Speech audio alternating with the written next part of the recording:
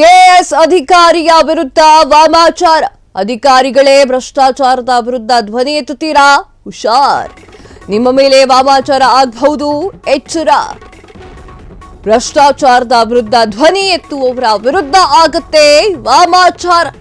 ಭ್ರಷ್ಟಾಚಾರದ ವಿರುದ್ಧ ಧ್ವನಿ ಎತ್ತೋರಿಗೆ ರಕ್ಷಣೆಯೇ ಇಲ್ವಾ? ಹಾಗಾದ್ರೆ ಭ್ರಷ್ಟಾಚಾರದ ವಿರುದ್ಧ ಧ್ವನಿ ಎತ್ತಿದ್ರೆ ಬರುತ್ತೆ ಕೊಲೆ ಬೆದರಿಕೆಯ ಕಾಲ್. ಎಸ್, ಭ್ರಷ್ಟಾಚಾರದ ವಿರುದ್ಧವಾಗಿ ಎಲ್ಲರೂ ಕೂಡ ಧ್ವನಿ ಎತ್ತಬೇಕು ಅನ್ನೋದು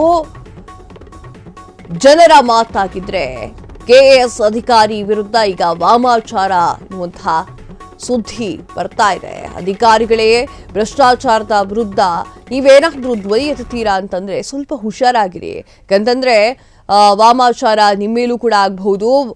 ಭ್ರಷ್ಟಾಚಾರದ ವಿರುದ್ಧ ಧ್ವನಿ ಎತ್ತೋರಿಗೆ ರಕ್ಷಣೆ ಇಲ್ವಾ ಎನ್ನುವಂತಹ ಪ್ರಶ್ನೆ ಕೂಡ ಉದ್ಭವ ಆಗ್ತಾ ಇದೆ. ಮಂಗಳೂರು ನಗರಾಭಿವೃದ್ಧಿ ಪ್ರಾಧಿಕಾರದಲ್ಲಿ ದಲ್ಲಾಳಿಗಳ ಹಾವಳಿ. ಬ್ರೋಕರ್ಗಳ ಅಟ್ಟಹಾಸದಿಂದ ಕಂಗಾಲಾದ ಮೂಡ ಆಯುಕ್ತೆ. ಪೊಲೀಸ್ ಠಾಣೆ ಮೆಟ್ಟಿಲೇರಿದಂತಹ ನೂರ್ ಜಹಾರಾ ಖಾನ್.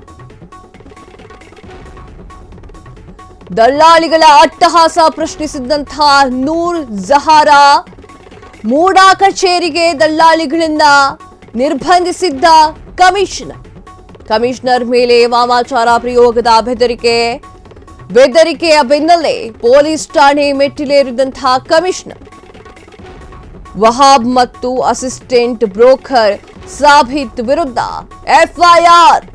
ಮೌಢ್ಯ ನಿರ್ಬಂಧ ಕಾಯ್ದೆ 2020 ಅಡಿಯಲ್ಲಿ ಕೇಸ್. ವಿವಿಧ ಸೆಕ್ಷನ್ ಅಡಿ ಎಫ್ಐಆರ್ ದಾಖಲಿಸಿರುವಂತಹ ಉರ್ವಾ ಪೊಲೀಸ್. ಕಮಿಷನರ್ಗೆ ರಕ್ಷಣೆ ಇಲ್ಲ ಅಂದ್ರೆ ಇನ್ನು ಜನಸಾಮಾನ್ಯರ ಪರಿಸ್ಥಿತಿ ಏನು? ಎಲ್ಲ ಪ್ರಶ್ನೆ ಇದು.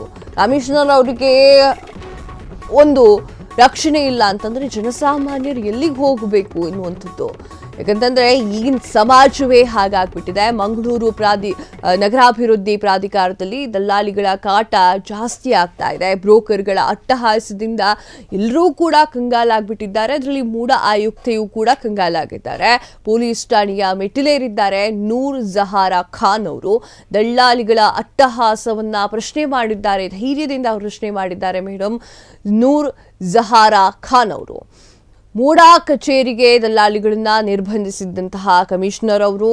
ಆ ಕಮಿಷನರ್ ಮೇಲೆ ವಾಮಾಚಾರ ಪ್ರಯೋಗ, ಬೆದರಿಕೆ ಕೂಡ ಕಾಲ್ನ ಮೂಲಕ ಈ ಒಂದು ವಿಚಾರವೂ ಆಗಿದೆ. ಅಂದರೆ ವಾಮಾಚಾರ ಪ್ರಯೋಗ ಮಾಡಿಬಿಡ್ತೀವಿ ಅನ್ನುವಂತಹ ಬೆದರಿಕೆ ಕಾಲ್ ಕೂಡ ಬಂದಿದೆ. ಬೆದರಿಕೆಯ ಬೆನ್ನಲ್ಲೇ ಪೊಲೀಸ್ ಠಾಣೆಯ ಮೆಟ್ಟಿಲೇರಿದ್ದಾರೆ ಕಮಿಷನರ್ ಅವರು. ವಹಾಬ್ ಮತ್ತು ಆತನ ಅಸಿಸ್ಟೆಂಟ್ ಬ್ರೋಕರ್ ಸಾಬಿತ್ ಎನ್ನುವರು ಈ ತರ ಮಾಡಿದ್ದಾರೆ ಎನ್ನುವಂತಹ ವಿಚಾರ ಕೂಡ ಬೆಳಕಿಗೆ ಬರುತ್ತೆ. ಅವರ ವಿರುದ್ಧ ಎಫ್ಐಆರ್ ಕೂಡ ದಾಖಲೆ ಮಾಡ್ತಾರೆ.